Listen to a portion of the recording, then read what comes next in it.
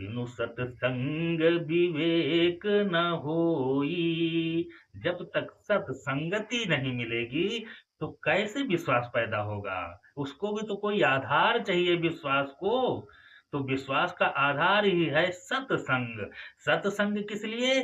क्योंकि सत्संग से ही ईश्वर की चर्चा सुनने को मिलेगी, ईश्वर के बारे में जानकारी मिलेगी। और जब ईश्वर के गुण, चरित्र, रहस्य को सुनोगे तो आपकी प्रीति बन जाएगी, विश्वास बन जाएगा। और जब विश्वास बन गया तो भक्ति तो बनी जाएगी, और भक्ति बन गई तो भगवान को तो भक्त प्राणों से ज़्यादा प्रिय हैं। अम्बरीश की कहानी आपने कथाओं में सुना होगा। श्रीमद् भागवत कथा में आपने अम्बरीश की कथा सुनी होगी कि अम्बरीश को दुर्वासा जी ने श्राप दे दिया।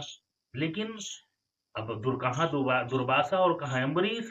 लेकिन अम्बरीश के अंदर विश्वास है, भक्ति है, जिसका परिणाम हुआ कि दुर्वासा का दिया हुआ श्राप दुर्वासा के ही पीछे पड़ गया।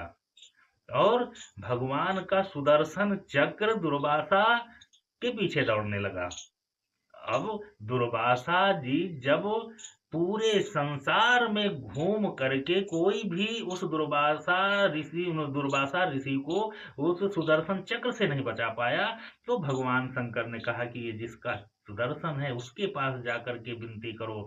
तब दुर्वासा विष्णु जी के पास जाते हैं, तो विष्णु जी दुर्वासा जी से कहते हैं कि हम तो इस सुदर्शन को चलाना भी नहीं जानते, ये स्वतः चल जाता है।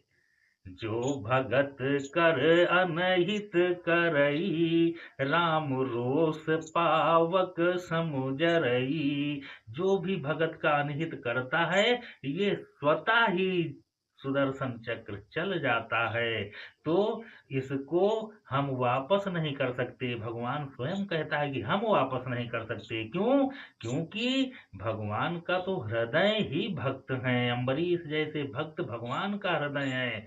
और वो जब खुश होंगे तो सुदर्शन अपने आप वापस आ जाएगा। और अगर भक्त को कष्ट है तो फिर सुदर्शन, भगवान स्वयं, हरि भी, विष्णु भी सुदर्शन चक्र को वापस नहीं कर सकते। वो सुदर्शन भक्तों की रक्षा के लिए ही है। दुर्वासा को जाना पड़ा अम्बरीश के पास। अम्बरीश के पैरों में गिर करके जब वो याचना करने लगे तो अम्बरीश ने गले लगाकर कहा कि प्रभु, इसमें आपका कोई दोष नहीं है। हम तो आप